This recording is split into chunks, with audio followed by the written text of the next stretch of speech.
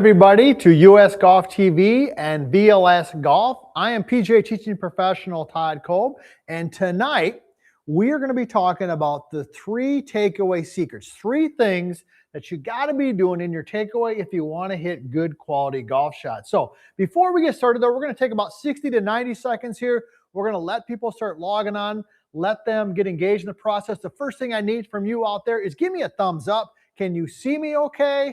Can you hear me okay? Just want to make sure our audio is working and everything's looking good. And also, you know our favorite thing, be sure to tell us where you're from. That's one of our favorite things to do here at US Golf TV and VLS Golf is we love hearing where all of you are from. So once I get the thumbs up from a couple of you out there that you can hear me, that you can see me, we're going to get going. We got some great content here tonight that we're going to be talking about. Because when we start working on the golf swing, you know, we all worry about, hey, what's the ball doing and where's it going and what am I doing at the top of my backswing? And what about my follow through and all these types of things? And those things are important. Don't get me wrong. But if we don't start the swing correctly, it makes it really difficult, not impossible, but it makes it really difficult for us to basically get that club back to the position that we want it to. But like anything, if we start in the right direction, we got a much better chance to get the result that we're looking for. Hey, look at this, Nick. We got some people logging on. Yeah, good. Okay, good. Nick's giving me the thumbs up. We got Craig back here helping us out tonight also. We got you logging in. Give us a thumbs up. You can hear me. You can see me. And like we said, be sure to tell us where you're from, and because we love hearing from you. So just about 15 more seconds, and then we're going to get going. This is US Golf TV, VLS Golf. We're here to help you play better golf tonight, my friends. We're here to help you play better golf, and I'm going to be talking about the 3 takeaway secrets, 3 checkpoints that you can do that are going to help you get started in the right direction. And one of the firm things that we believe here is that there's a lot of ways to swing the golf club. You look at the tour right now. You got Justin Rose, who just won a couple weeks back. I mean, he's into his 40s. All right, so that's the first thing. Don't let anybody tell you you can't still play great golf at 40, 50, 60, 70. Some of our students here at VLS Coaching, they're playing some of the best golf of their life, and they're into their 60s and 70s. Why? Because they have good, clear information. Tonight, those 3 the information tonight is going to be about those 3 key takeaways. All right, hey, let's get going. All right, Todd Kolb, PGA teaching professional, the director of instruction for US Golf TV and VLS Golf. And tonight's topic is the 3 takeaway secrets that if you do these 3 things, okay, I can't guarantee, there's no real guarantees in life, but I can promise you this. If you do them, you're going to have a much better chance of hitting a good quality golf shot. All right, so let's get into it. Let's get right after it. Now, right-handed golfer here, so I'm going to demonstrate everything from a right-handed position. The first phrase, and you know this if you follow us here at VLS Golf, we love what we call the golden nuggets. We use the phrase golden nuggets because we believe that when we share this information, golden nuggets, it applies pretty much across the board. So the first thing I want you to write down tonight is what we call hands in, club head out. Let me say that again. Hands in, club head out. Now, what does that look like? I'm going to show you what it looks like, and then I'm going to show you how you can actually do it. All right, and then we got 2 other things we're going to talk about. So when we say hands in, club head out, what we're referencing is the hands, as you move them back, start to arc in with the pivot while the club head stays out. So my hands, notice how my hands are in, meaning they're closer to my body, while the club head is out. Now, what would be the opposite of that? Well, the opposite of that would be the hands working out while the club head works in. Okay? I would call that almost like a death move, or not a good move. Let's put it that way. I'm not saying there's nobody's playing the golf. If you actually, okay, we're going a little off script here. Calm down, Nick. I know we're going off script. It's okay. All right, we got time. There was a famous, she's still around. I got a chance to meet her. There was a famous LPGA player, okay, who actually did that in her takeaway. Her hands went up and the club head went way in. If you know who that is, put it in the chat. Maybe we'll give you something for free, okay? But generally speaking, all right, other than that exception, we want to see the hands arc in. We want to see the club head arc out. Now, let me show you how you can do that. Let me go ahead and grab an alignment rod over here. All right, now, when you're set up, I'm going to use this alignment rod. We're going to go kind of down the line here tonight with this so you can kind of see me. So I've got the alignment rod down here, and I'm just going to place it so that it's about halfway between my toe line, okay, and the ball. All right, the toe line and the ball. If you're just logging in, you're just getting here, you're at US Golf TV, VLS Golf, and we're talking about the 3 takeaway secrets that you got to do only on the first one. So this is a good reference line. Think of this as kind of like your in and your out line. So when we're set in there, we want the hands to arc inside the line. We want the club head to be outside the line. Everybody see that? Now that would be the opposite of hands out, club head in. So how do we do that? Well, pretty simple. There's a couple different ways. The first way, I'm going to show you just a drill. You can do this at home or as you're just watching right here on YouTube. All right, here's something you can do. Just go ahead and get set up like you're going to make a golf swing, right? And just take your trail hand, which for me is my right hand, and just place it on the back side, or excuse me, the front side. So take the back of your trail hand and put it on the front side of your lead hand like that. So basically my hands are just like such. And then just go ahead and just pivot and turn. Okay? Now when I do that from down the line this way, okay, you'll see that the hands just naturally arc in. So if you're like, well, what does that feel like? This is a super easy way for you to get a feel of like, okay, that looks like the position I want. Let me do it with a golf club. And then I'm going to give you another way that you can kind of do that. And then we're going to get into the second one. Now, if you're just getting here, tell us where you're from. We love hearing where you're from. And also, if you've got questions, start putting those in the chat. Okay, Nick, Craig, they're going to start writing those down right now. We're going to answer those questions. And they don't have to be about the backswing. They can be about anything related to golf. We're going to answer those for you. So here we go. Grip it with the lead hand. Trail hands here. Boom. Put it on there. All right. How does that look? How does that look? Pretty good there, right? Let me see. Nick. Okay, good. Nick, give me a thumbs up. Make sure you give us a thumbs up. Hands in, club head out. Now, how can you also feel that, okay, or do that without a drill? Pretty simple. Every golf club typically has got a logo on it. It might say FootJoy, Titleist, TaylorMade, whatever club you got, right? Hopefully VLS Golf, right? We don't have golf clubs. Otherwise, we get you one of those. But they've got a logo on it, right? So another way for you to feel that or do this while you're on the golf course is as you start to swing the club away from the golf ball, feel like the logo keeps looking at the target. See that? So when the logo keeps looking at the target, this is my target, the club face stays out in front, hands in. Let me go ahead and do it from down the line here. Here we go. Keep the logo looking at the wall. There it is, hands in, club head out. All right, so that's secret number 1. That probably is the most important thing in terms of the takeaway. Now, and we cover all this in great detail in our book, The Bad Lie. I've got it sitting right over here. I'm going to grab it real quick so you can see it. If you want more details on that, right here, you can get it on Amazon. It's called The Bad Lie, where we talk about all that. Or also our coaching program. Nick will put that in the chat, vlscoaching.com. If you're ever interested in having us work with you on your golf game, that's where you can go. Now, number two is what we call the 45-degree club face. 45-degree club face. All right? You're thinking, well, what does that mean? What do you mean by that? Well, we're talking about the angle of the leading edge right here. Okay, so let's go through it.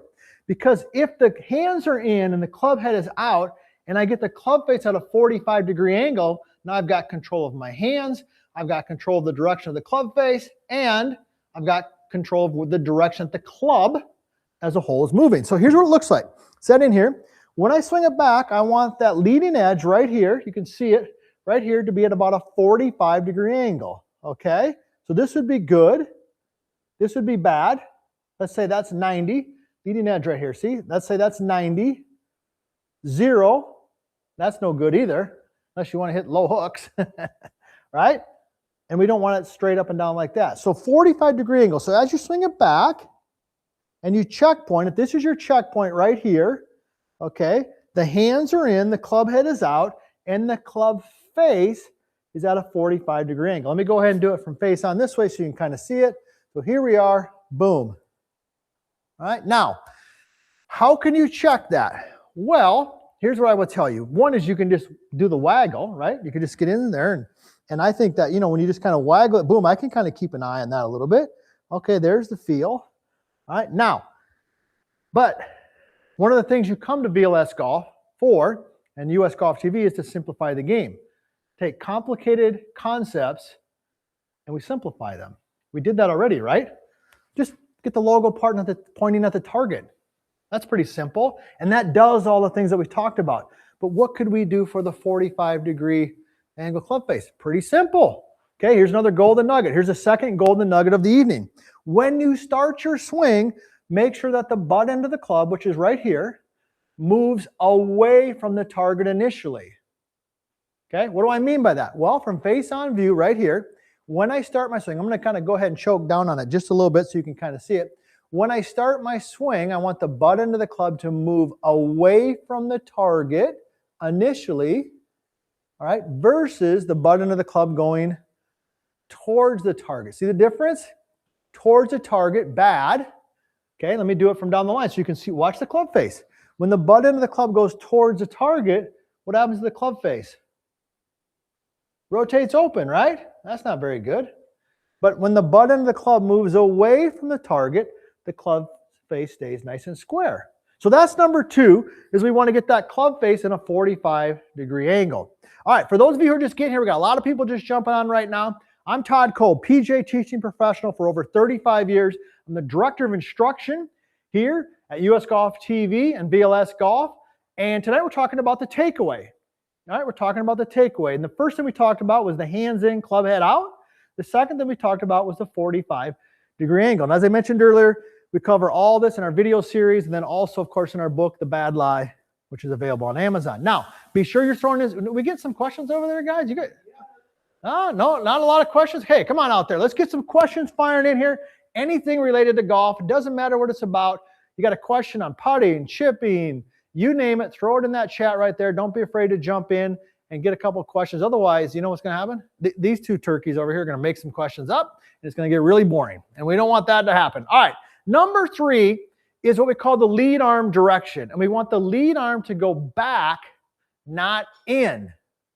We want the lead arm to go back, not in. What do I mean by that? Well, here we go. When we start the swing, okay, this is where it gets a little complicated because you're thinking, well, wait a minute. We talked about hands in, club head out earlier, Todd. Where are you going with this? Well, just watch. When you start your swing, you want your lead arm to feel like it's working back or away from the target versus working in.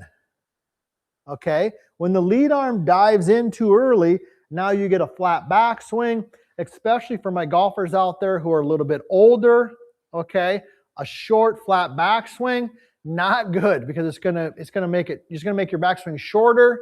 You're gonna have no length to it. You're gonna have no distance to it. But when the lead arm works more straight back, okay, that creates some space. It starts to set the tone and set the stage for the arm then to work more back and up, i.e. we call it the vertical line backswing.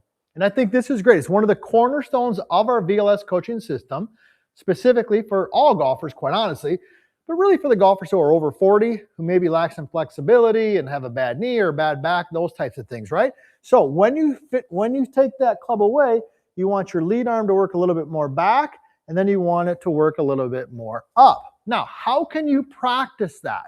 Okay, and then we're going to get to a couple questions. I'm going to ask Nick and Craig over there. They're going to give us a couple questions, right?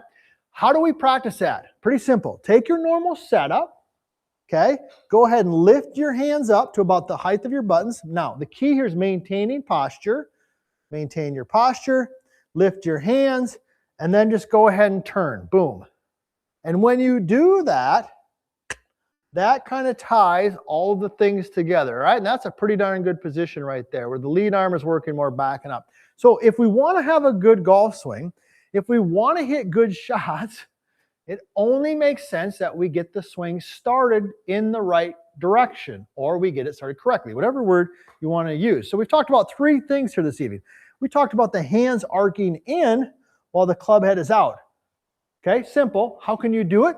Just keep the logo looking at the target. When you start your swing, keep the logo looking at the target. Very simple. Number 2, we talked about a 45-degree club face. Let's get control over the club face. The biggest reason most of you slice the golf ball out there is because you do not have control over the club face. And for the vast majority of you out there, it starts in the takeaway. Okay, if you slice the golf ball, focus on the 45-degree club face. What does that look like? Well, when you take it away, boom, and you get it where the club shaft is like this, where it's parallel to the ground, the leading edge here should be at a 45-degree angle. Now, once again, the golden nugget, or you might be thinking, well, that's great. How do I do that? Pretty simple. make sure the butt end of the club, when you start the swing, moves away from the target. When the butt end of the club moves away from the target, the club face is going to naturally get into that 45-degree position. All right, and then number 3, we talked about the lead arm. The lead arm, which is your left arm for a right-handed golfer, needs to work more back, not in initially in the takeaway, because when it goes in, your swing gets super flat, it gets short, you're going to struggle with contact. You sure as heck ain't going to have any distance, okay? Because just short backswing, no distance, not a good combination. We want it to work more back, and we want it to work up. So once again, the third golden nugget that I gave you tonight is when you get set in there, just practice maintaining posture, lift your hands, go ahead and turn to the top, and then go ahead and swing it through. That will get that arm cranking in the right direction. All right, those are the 3 takeaway secrets that I wanted to share with you tonight. Let's get into a couple questions. If you're just getting here, hey, I'm PGA teaching professional Todd Kolb. You're at US Golf TV at VLS Golf. And we love hearing where you're from, so put that in the chat. But also, if you got any questions, go ahead and throw those in there. All right, Nick, what do we got cooking? The first one comes from Bert. He's asking, how do I get more power with my driver? Okay, great question, Bert. All right, so Bert, first of all, we love hearing from you. Thank you very much. Tell us where you're from in there. This is a great question. We all want more power. We all want more club head speed with our driver. So let's get into it. First of all, let me grab a driver. Let's talk a little bit about this. I love this question because the truth is there isn't one person out there who's watching this video who does not want more distance with their driver. So thank you for asking it. Now, couple things. First of all, in order to create more club head speed, we've got to have a swing that is a little bit longer. Okay, so let's just think about this for a second. The shortest shots in golf obviously are putts, right? And those require what? The shortest length of swing. All right, right. You know that. You didn't come here and tune in tonight to learn that. The longest swings create the longest drives, the longest shots, like the driver. Now, why do I say that? I say that because a lot of you out there, not all of you, but a lot of you out there, your backswing is very short. So I don't know if that's the case with you, Bert, but if your backswing is short, I don't care how hard you try, you're never going to reach your maximum capacity for distance. Okay, so the first thing, the golden nugget, the first thing is to get some length to your swing. Now the question is, how do I do that? Okay, then I'm going to give you another drill that you can do. So when you swing it back, goes a little bit along with the lines that we were talking about here tonight, that when you swing it back, you've got to swing it more back here, but then you've got to get that lead arm working more up. Okay, see how my lead arm worked more up? Because when it goes up, I can get some length to the swing. When it goes low and around, hard to get any length. Let's go ahead and look at that from face on here. So when we're set in there, even if I rotate a lot, if my lead arm goes in and around, look how high the club head is relative to the wall there, okay? It's not even above the logos, is it? But if I rotate the same amount, but I get my lead arm higher, now where's that club? It was way up there. So now the club head is higher. It means my swing is longer. So now I have more time to create the speed that I need, Bert, to hit that golf ball longer. So that would be number one. Get some length to your swing by getting your lead arm a little higher. The second thing that I would tell you is that there's a lot of speed in the arms. And I gave this drill tonight to one of our guys in our coaching program because he sent me a note. He said, man, she's like, Todd, I'm about ready to quit because my driver is so bad. I'm hitting a weak fade. I got no distance. This is the drill that I gave him. What I told him, I said, hey, here's what I want you to do. Take your feet and put them pretty close together. Notice how my stance width is pretty narrow. But my lead foot, my left foot is definitely forward. My trail foot is back. Let me go ahead and just kind of do it from the, so you notice here until my lead foot is forward, my trail foot is back, okay? Because I want you in this stance position like this, all right? And then from there, go ahead and put a ball on a tee, all right? And then just go ahead and hit some shots. Boom, like that. And what will happen is that because your body's in this position where the stance is narrow and it's really closed, your arm speed will naturally pick up. And if you tend to fade your driver or slice your driver, this is a great drill to change that. So I hope that helps, Bert. That's one drill you can do. That's one swing thought that you can have for yourself that are hopefully going to give you a little bit more distance. So, all right, hey, let's get into a couple more questions. Nick, what else do we got over there? Yeah, this next one is from John. He's from Pelican Bay, I think Florida, Daytona Beach. Okay, great. He says, I can't seem to allow my right elbow working down under the lead arm. Afterwards, my left hip jams me up, causing an open face. How can I develop a snap? Explain how I can develop a snap whip feeling. Okay, all right. And James? This is James? John. John, and he's from Florida. Florida, yep. What part of Florida? Daytona Beach. Daytona. Hey, no, you were from a good spot. Daytona Beach. That's a good spot to be right now in February, my friend. All right, so the question, here's kind of what I'm thinking. Tell me, John, if I'm heading in the right direction. Hey, for those of you who are just getting here, welcome. You're at US Golf TV, obviously, VLS Golf. Tonight we're talking about takeaway. Okay, covered 3 things on the takeaway, but now we're getting into some questions, all right?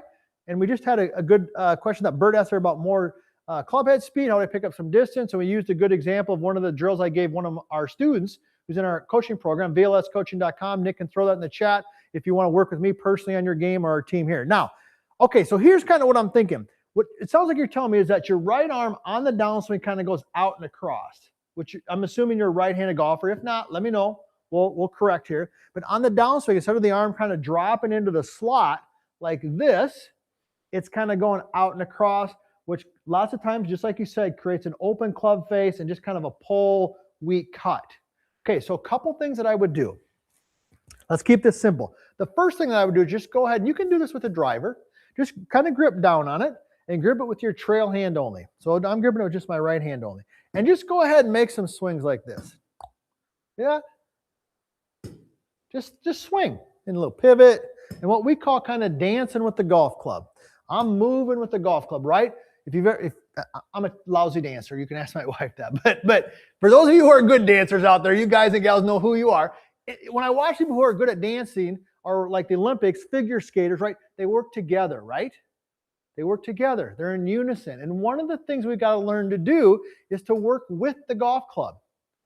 Okay, the golf club is our partner. We're not trying to overpower it, right? We don't want to be stepping on their feet the whole time. Let it swing a little bit. And by just doing this, your arm's going to naturally just fall into the slot. Now, why is that important? Well, because the first thing you got to do is you got to let your body feel what you want it to do. If it doesn't feel oh, that's the movement, even if you're not hitting a golf ball, you're sure as heck not going to be able to do it with a ball if you can't do it without a ball. All right, so that would be the first thing. Just make some little swings like this. Now, here's the key. Here's the key. This is the little golden nugget. When you do that, I'm going to do this facing the camera right here. And don't worry, Nick, I'm going to hold on the clubs. You're not going to get hit in the forehead here. When I do this, I'm going to do what we call the little lay it over. See that? Lay it over. We call this the lay it over. What I mean by that is I'm laying the toe of the club over the heel. We call it the lay it over. Lay the toe over the heel. So it looks like this. Just lay it over. Boom. Lay it over just like that. Okay, everybody see that? Now, if you actually did that in your golf swing, what you would do is you'd probably hit a big snap hook. But that'd be okay. It'd be a different ball flight and give you something a little bit. So that's how I would work with that to kind of help you in that motion. All right, I think we got time for one more question here. Nick, what else do we got that we want to answer here this evening? The next one is from John, and he said 82-degree Mesa, Arizona. I love it, John. Hey, Mesa, Arizona, 82 degrees. You're singing our language, my friend. He says, what is your best tip for hitting a 3-wood off the turf? Wow. Okay, John, thank you for this question. So, well, I got a 3-wood, matter of fact, right over here. Let me grab it. So what's my best tip for hitting a 3-wood off the turf? So, all right, couple things here. This is really good, John. Thank you for asking that. And you're in a great spot this time here. Love hearing from where everybody is at. Now, all right, let's talk about this. First of all, for my slower swing speed golfers out there, which is a lot of you, no problem.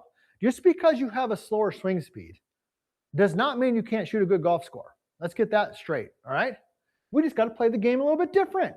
Got to have a good short game. We got to be good chipper, putting, good course management. We got to use the things that we have available to us, right? Not everybody can overpower the golf course, but we can still play some good golf, right? But when it comes to certain clubs and hitting the ball off the ground, okay, like a 3-wood off the ground, when we have a slower swing speed, it's going to make it a little bit more difficult. Okay, so I just share that with you, not because it's impossible to hit a 3-wood off the ground, but you understand that the slower the swing speed is, the more difficult it is to get height on the golf ball, even when we hit it solid. So why is that important? Well, the first tip I'm going to give you is if you get a 3-wood, get a 3-wood with a lot of loft on it. Okay, do not get a 3-wood that has very little loft if you don't have a lot of swing speed, because no matter what you do, you're not going to be able to get the golf ball in the air. Now, this is our Hypermax, and the question you asked is not for us to promote our clubs. I mean, we're here to hopefully help you play better golf.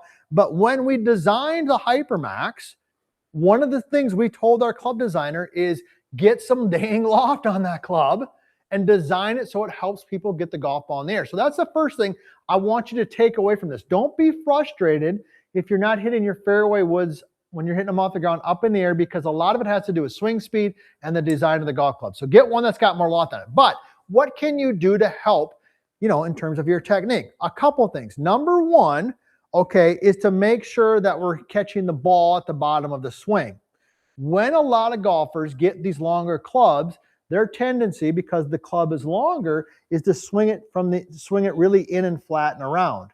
And when you swing it flat and around early, okay, you tend to hit the ground behind the golf ball and you bottom out, and then therefore you top it. So let's talk about that for a second. So here we go. I'm going to go ahead and put a ball in position right here, and I've got the alignment rod already out here. Let me get it set into my little simulator there. Here we go. We got this simulator. We just got this a couple months ago from our friends at Bushnell. For those of you who if you want to get a simulator in your garage or your basement, whatever, highly recommend this Bushnell one. Very cost effective.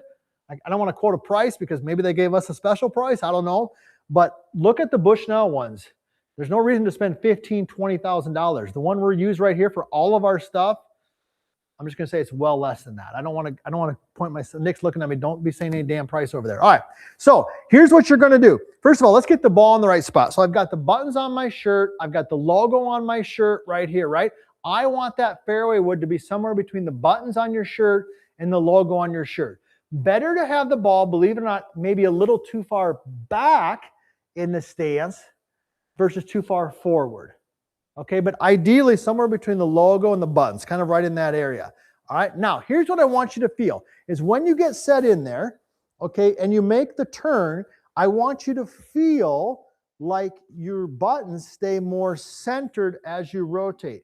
Okay, notice that? See how my buttons are staying centered versus my buttons drifting off the golf ball.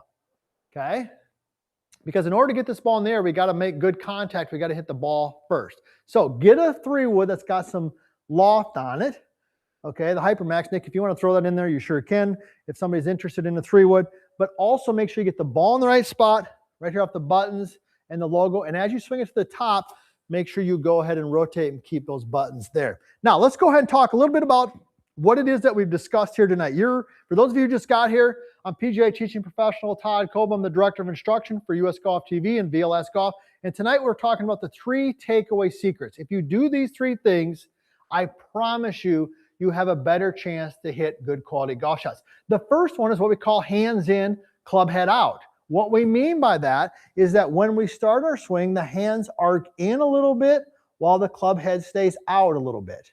The easiest way to do that is to keep the logo, the logo on the glove, looking at the target as you take the club away. The second one we talked about is getting the club face in that 45-degree angle, getting that club face squared up, meaning the leading edge of the club face, when the club shaft is at parallel to the ground right here, is at a 45-degree angle. 90 is bad, 0 is bad, split the difference, 45 degrees, really good. How do you do that?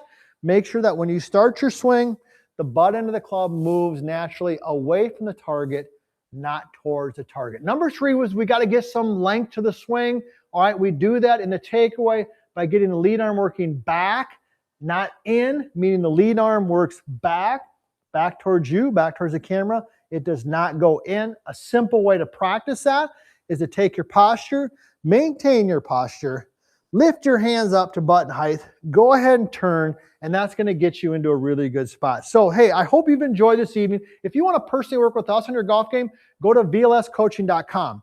If you like to read and you want to learn more about the vertical line swing system and how we teach, get the book. It's called The Bad Lie. It's available on Amazon. I can promise you it's over a couple hundred pages and can really help your game. And at the end of the day, we're here to help you play some better golf. And always remember that you do not have to swing like a tour pro